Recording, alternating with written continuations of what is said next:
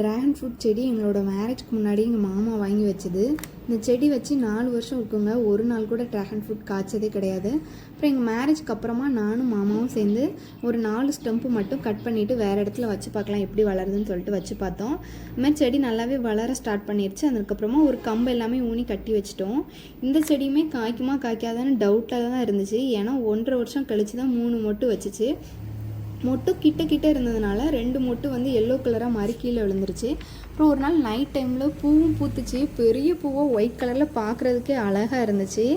இந்த செடியிலேருந்து மொட்டுலேருந்து பழமாக மாறுறதுக்கு மொத்தம் 55 டேஸ் எடுத்துக்கிடுது. இந்த ட்ராகன் ஃப்ரூட்டை வந்து கடையில் பார்க்கும்போதெல்லாம் எனக்கு எப்பண்டா நம்ம வீட்டில் பறித்து சாப்பிடணும்னு சொல்லி ஆசையாக இருக்கும். அதே மாதிரி நம்ம வீட்லேயும் பறிச்சாச்சு, கட் பண்ணி சாப்பிட்டோம். உள்ளே வந்து பிங்க் கலரில் இருந்துச்சு. கடையில் சாப்பிட்டதை விட ரொம்பவே ஸ்வீட்டாக இருந்துச்சு, சூப்பராக இருந்துச்சு. வீட்டில் எப்படி ட்ராகன் ஃப்ரூட் செடி கட்டிங் மூலமாக வளர்க்குறதுன்னு சொல்லி உங்கள் கூட ஷேர் பண்ணுறேன். நெக்ஸ்ட் விலாகில் பார்க்கலாம்.